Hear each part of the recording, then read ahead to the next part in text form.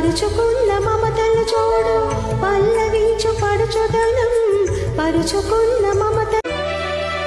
కొమ్మ కొమ్మకో సన్నాయి కోటి రాగాలు ఉన్నాయి ఏమిటి మౌనం